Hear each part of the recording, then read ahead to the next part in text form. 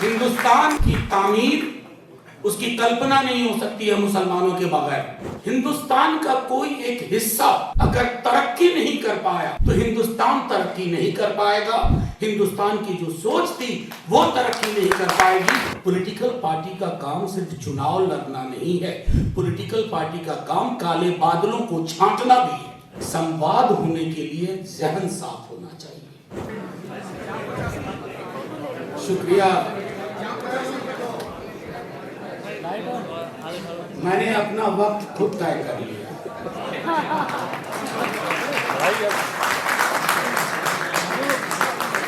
और मैं अभी के वक्त में बोलूंगा, बहादुर शाह जफर तक नहीं जाऊंगा,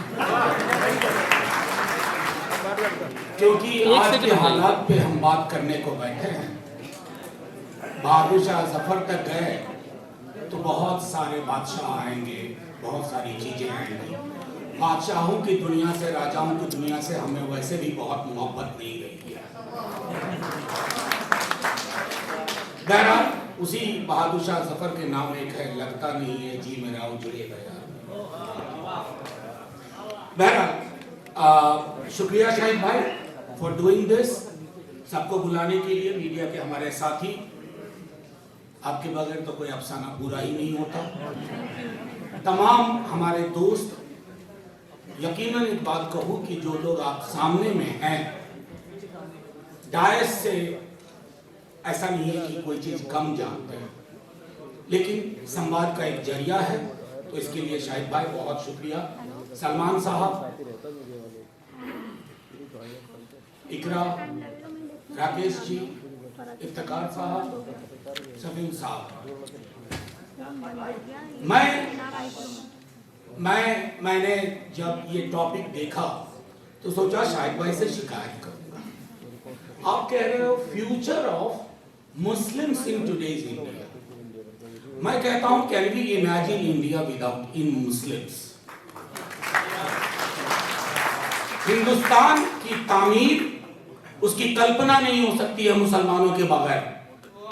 हम बहुत डिफर करते हो हम राकेश जी, लेकिन इस बात को हम सब मानते हैं कि हिंदुस्तान के मुसलमान के बगैर आप हिंदुस्तान की कल्पना नहीं कर सकते हैं। अगर आप करते हैं तो वो हिंदू पाकिस्तान होगा। और जिसके लिए नेहरू, गांधी, पटेल, बाबा साहब सबने अपने अपने तरीके से हमें बताया कि वो नहीं करना। एक वाकये से शुरुआत करता हूं। मेरे गांव में, बिहार से आता हूं, एक छोटा सा गांव है, अब और भी छोटा हो गया है। पहले पिछड़ा था, अब और भी पिछड़ा हो गया है। कोसी कमिश्नरी में, सहरसा जिले में है वो गांव। तो मैं 77-78 की बात होगी, तकरीबन 10 बरस का होऊंगा। तो एक खंडहर नुमा चीज हमने देखी।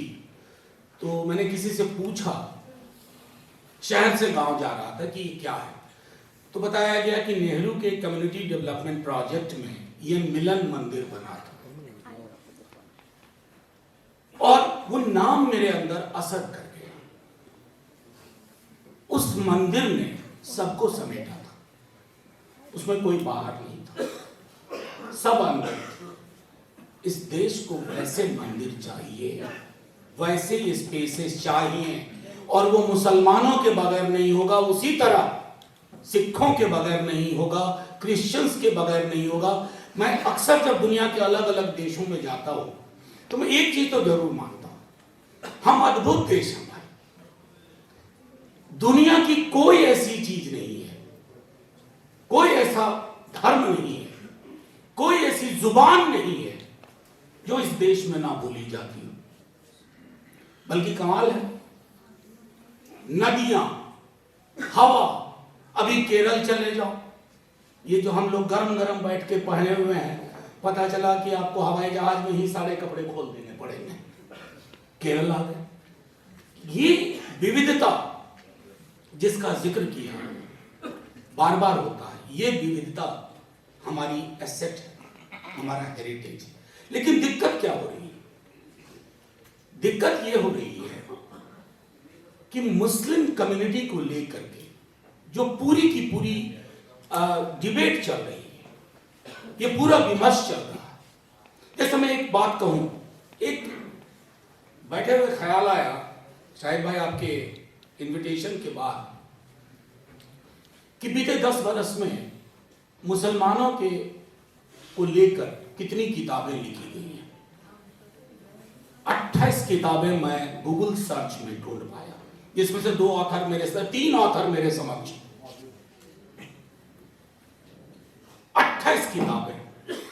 जिस मुद्दे पे बहुत सारी किताबें लिखी जाए ना, वो मुद्दा बहुत अहम है। नेहरू पे देखिए कितनी किताबें लिखी जा रही है।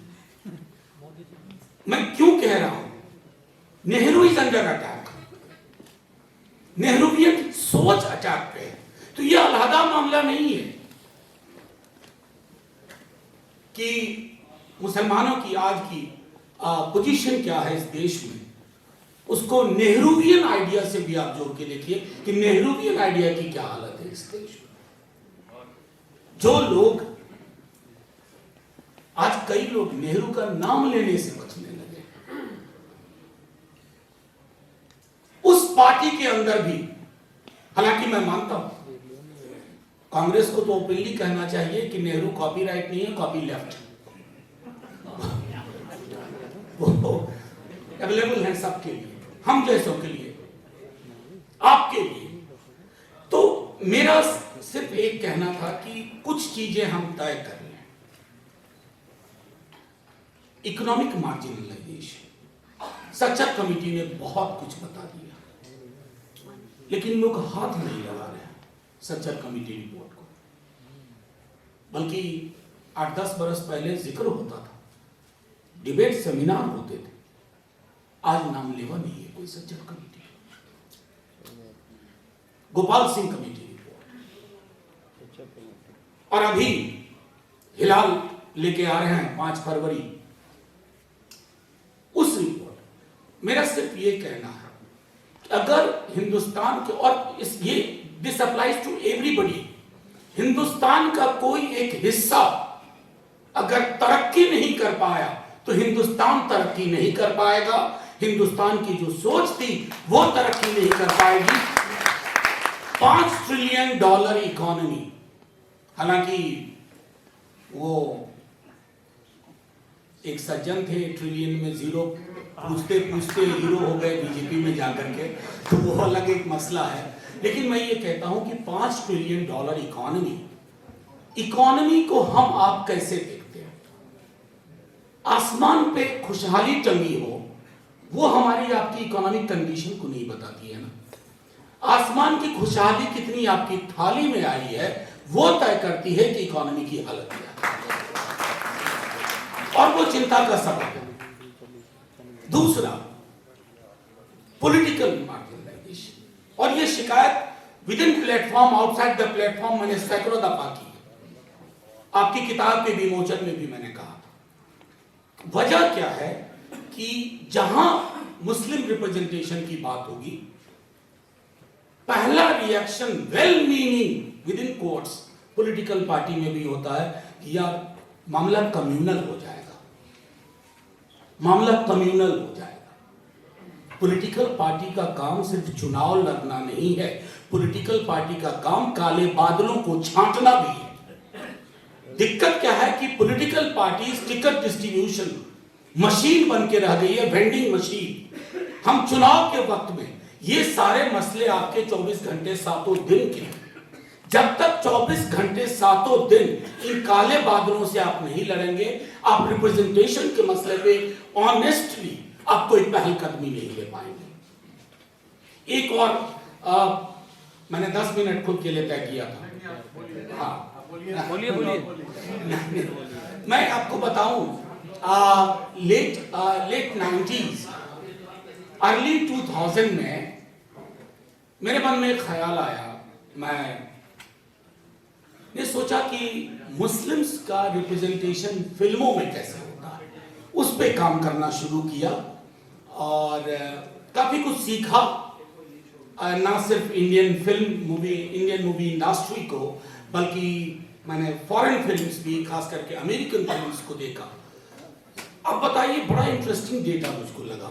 50-60 ईस्वी में जो मुस्लिम्स का रिप्रेजेंटेशन था, आपको हुक्का गुड़गुड़ाते हुए, जैसे कि उसको रोटी सब्जी की चिंता नहीं, हुक्का गुड़गुड़ा रहा है, चौसा खेल रहा है, शतरंज खेल रहा है, एकदम मतलब उसको किसी चीज से मतलब वो आम लग ही नहीं रहा था खास, बिल्कुल।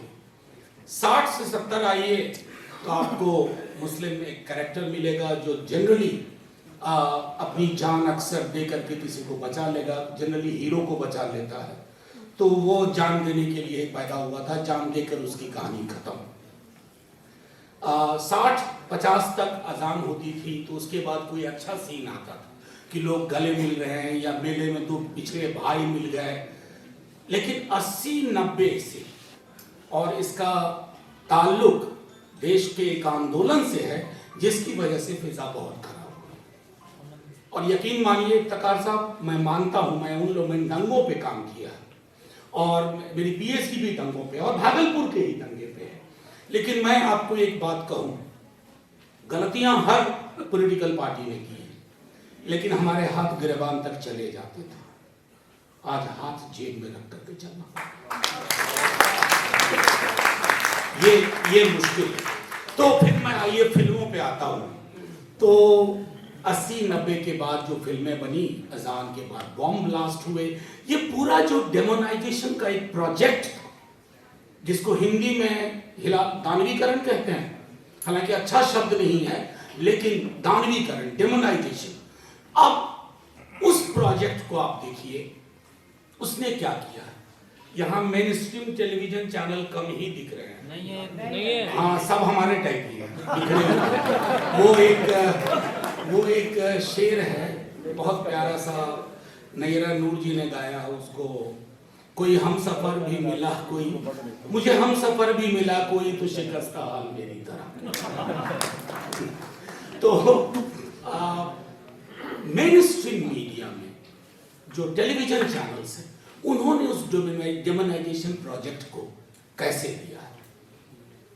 और मैं कई दफा कह चुका हूं, सदन में हाल के अपने छोटी सी तकरीर में मैंने बात कही थी कि ये जो नफरत का सामान चल रहा है ना, फर्क करो कि एक दिन अचानक जो भी मुसलमानों की आबादी है वो गायब हो गई इस देश से।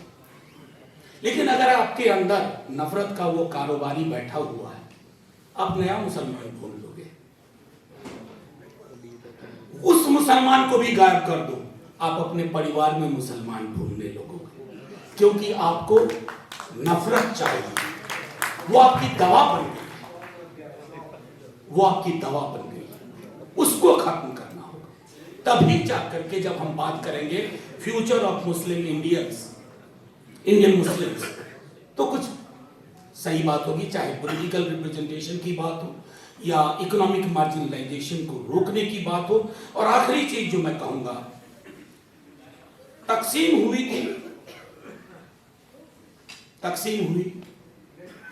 एक सरहद बनी, लेकिन आज वो सरहद घरों में, मोहल्ले में, गांव में।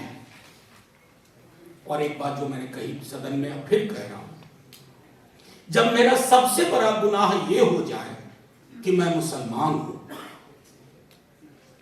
बहुत साल पहले कांग्रेस के दौर में ही राही मसूद रजा ने लिखा था, मेरा नाम मुसलमानों जैसा है।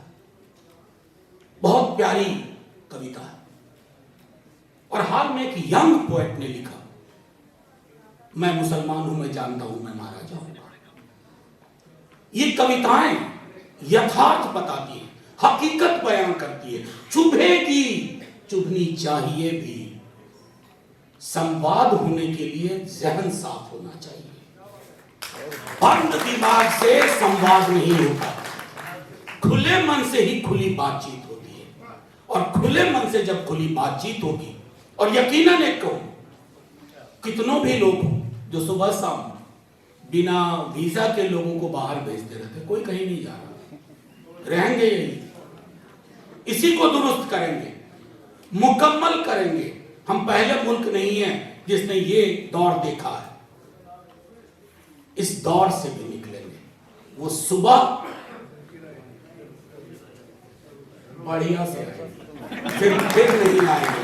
शुक्रिया साथियों, अगर इस पूरी बातचीत में मैंने किसी का दिल दुखाया हो तो माफी। पूरी कोशिश होती है, हम और राकेश भाई एक ही यूनिवर्सिटी से हैं और आज से नहीं, लगातार हम दोनों दो विपरीत ध्रुव पे हैं। ना ये बदलेंगे ना हम बदलेंगे, लेकिन मुल्क के हालात जरूर बदलेंगे।